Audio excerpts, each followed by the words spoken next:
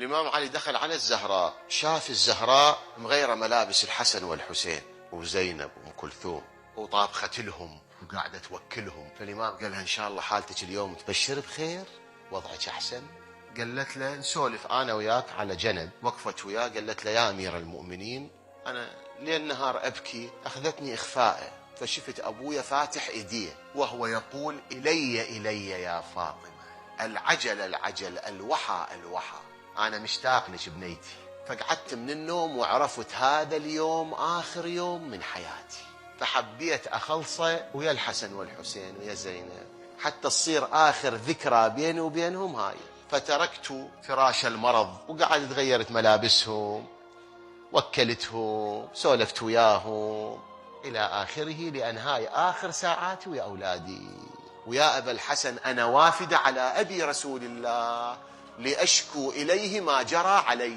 قالت الإمام علي هم لما سمع هذا الكلام ترك الزهراء وراح المسجد النبي صلى الله عليه وآله. الزهراء ايش سوت؟ قالت للحسن والحسين الحقا بأبيكما، روحوا شوفوا أبوكم. راحوا، باوعت الأسماء، قالت لها أسماء نعم سيدتي.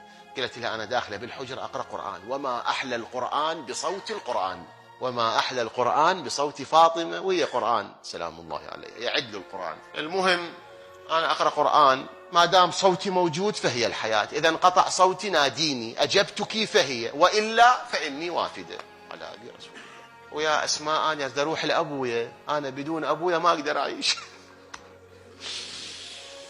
أحد العلماء عنده حكاية عجيبة واقعا، شلون التفاته أحد العلماء يقول الألم الشافته الزهراء بفراق النبي وأذيتها وكذا إيش قد كبير اللي يخلي الزهراء تتبسم لما النبي يقولها أنت أول أهل بيتي لحوقا بي، مع أنها لما تكون أول أهل بيته لحوقا بي راح تفارق الحسن والحسين يوم تفارقهم، راح تفارق علي بن أبي طالب لو ما تفارقه.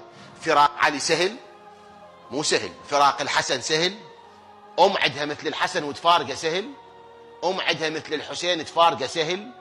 بس مع ذلك مع أنه تفارق علي وحسن وحسين لما قالها أنت أول من يلحق بي تبسمت. فهذا العالم يقول شنو ألم الزهراء اللي يخليها تتبسم مع أنها راح تفارق علي بن أبي طالب والحسن والحسين؟ ترى حكاية كبيرة، ما أدري التفتوا لها ولا، والله كبيرة الحكاية، كلش كبيرة.